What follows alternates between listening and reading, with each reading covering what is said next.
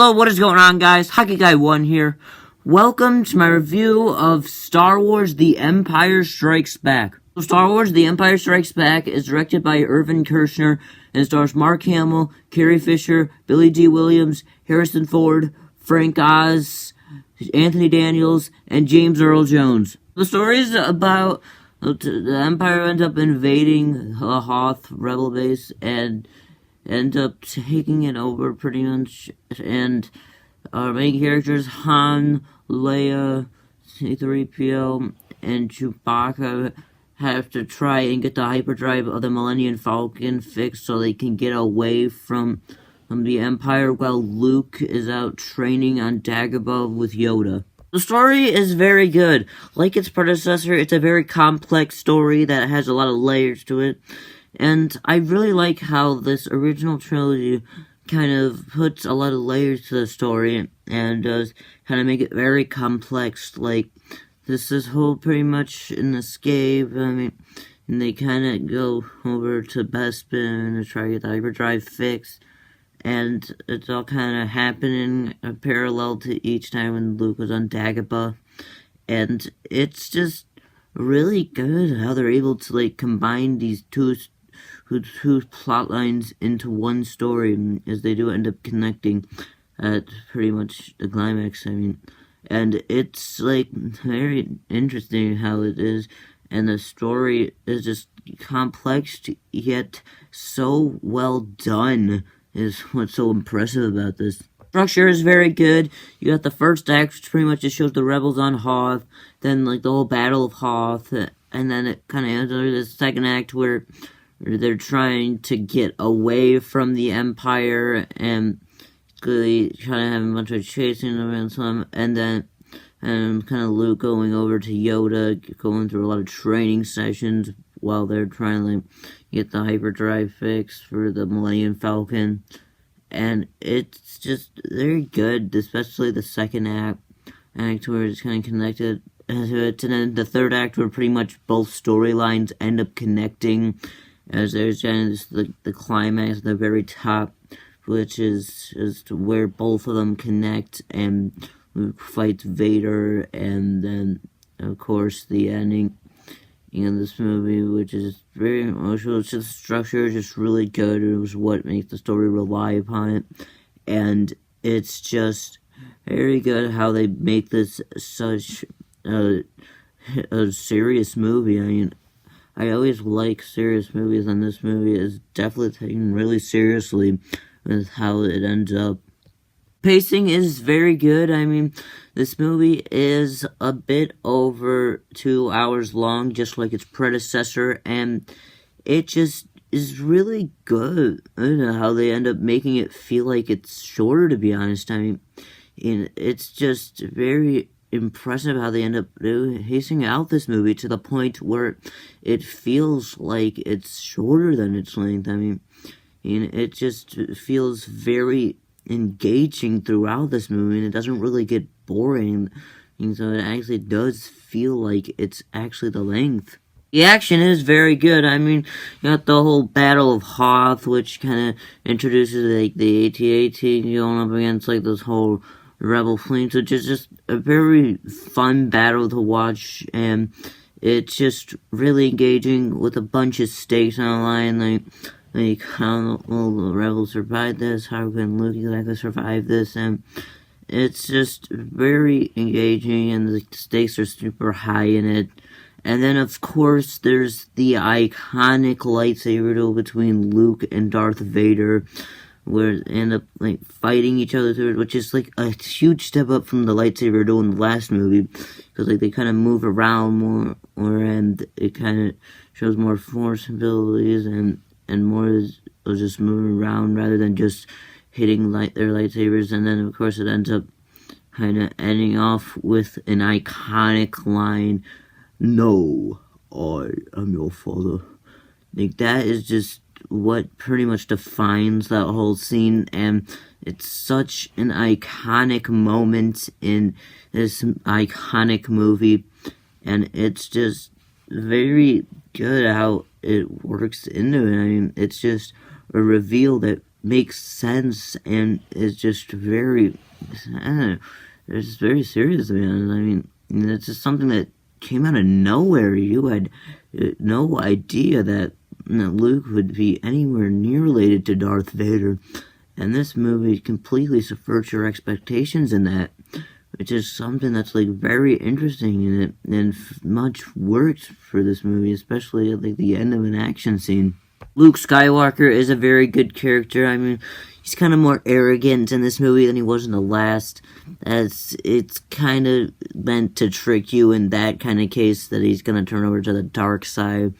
But they do kind of improve more on his power and his force abilities, and that's kind of where his character development comes into play, and what has kind of making him more arrogant, like how he just ends up chasing after Darth Vader.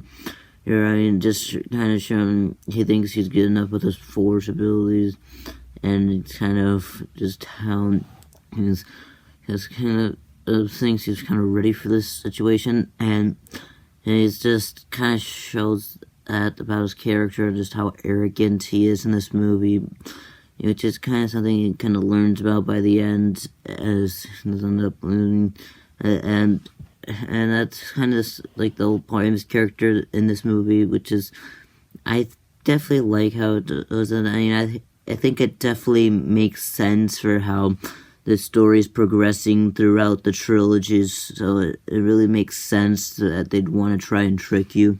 Han Solo is a very good character. I mean, kind of like it's the last movie, he's kind of cocky, but that's kind of like the whole point of his character. I mean, it's kind of to show that kind of happens when you're cocky. I mean, and he ends up getting frozen in carbonite because he never paid back Jabba, and that's basically it.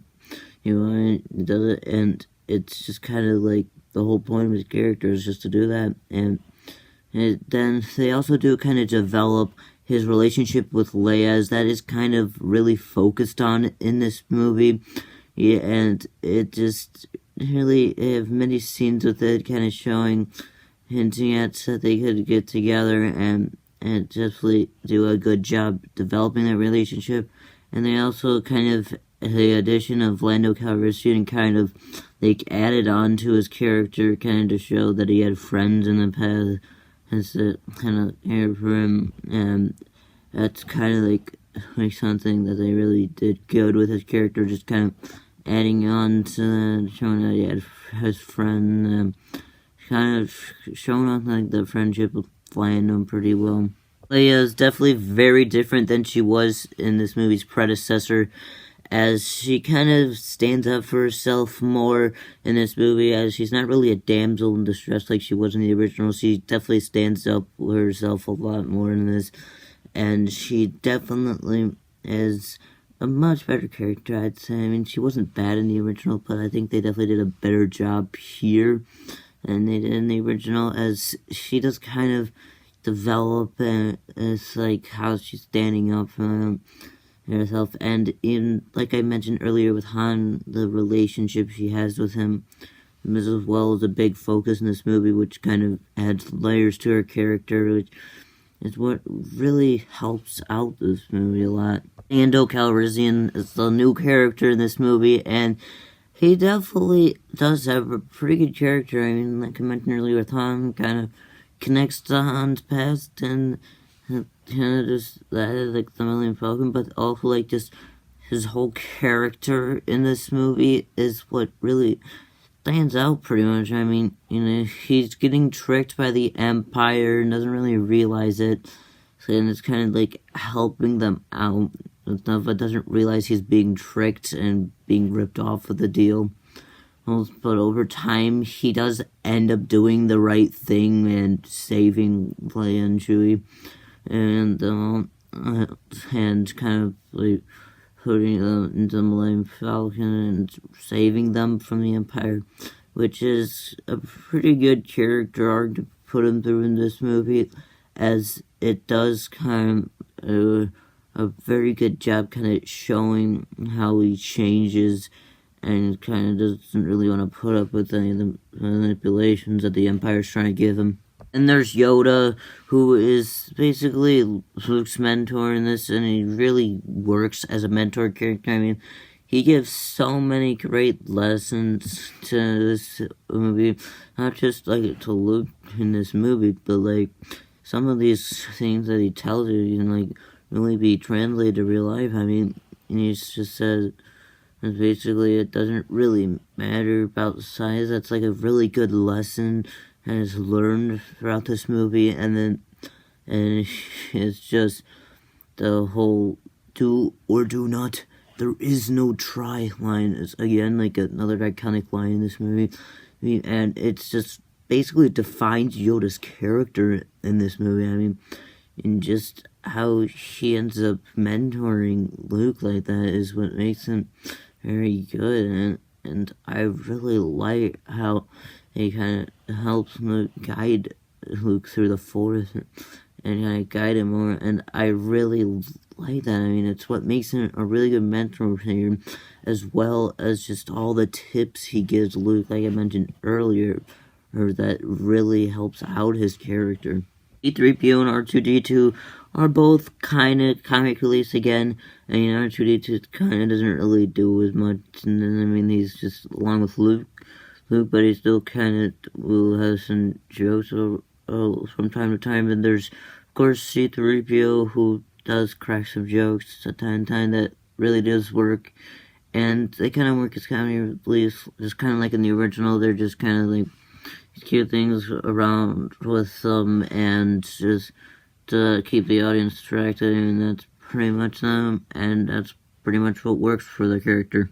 Darth Vader is honestly even better of a character than he is in the original. I mean, like I mentioned in that review, I mean, that was his weakest character. Here, he's definitely a lot more ruthless, and you can really see the evil side of his character. I mean, his own men are like making mistakes, he chokes them to death, and it just makes him like such, not only a badass villain, but like really ruthless, and is what really makes him evil in this movie. And just the way he tricks Lando Calrissian and just lures Luke into his trap is just what makes him such a good character. I mean, it just makes him a very good villain, and is very intimidating. I mean, he's just so intimidating in this movie because of everything he does, and it's just so evil in this movie that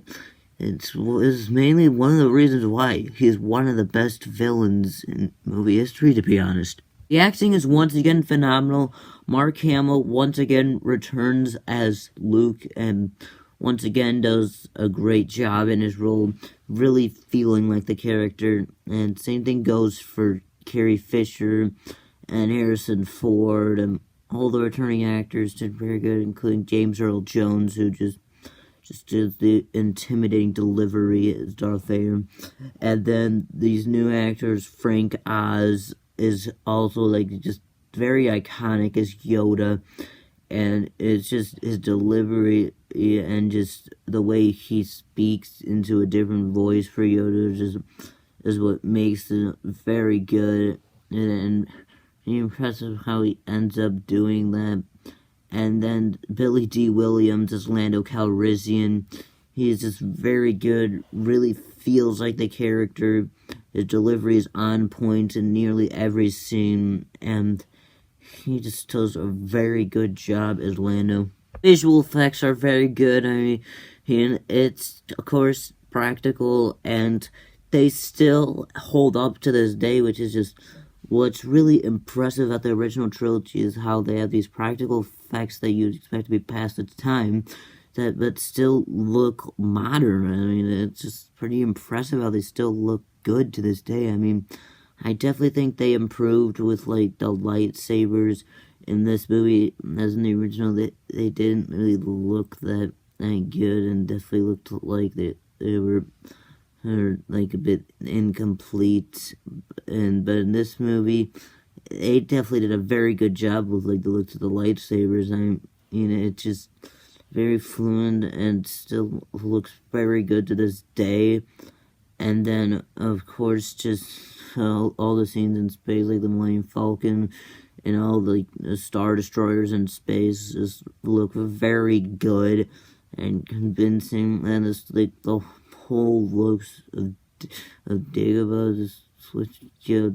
And then, of course, they use an actual animatronic for Yoda, which is like still looks really good. I mean, in the animatronic looks very impressive, and I'm definitely very happy that they decided to do that for this movie. Cinematography is very good. I mean, you got like all these close-up camera angles that look very good, and they did use it a lot for like Luke's training on Dagobah, and it just looks very good. I mean, it just really works for those scenes, as those are pretty much meant to show Luke's emotions throughout, and it's pretty much yours doing it, especially when they close up to Yoda. I mean, there's a point, and then this time this movie uses a close up, it makes sense and really works for the scene. And then whenever it uses a wide shot, it really does work, as it's kind of meant to show the landscape of the scene, and obviously it just really works, like I mentioned before.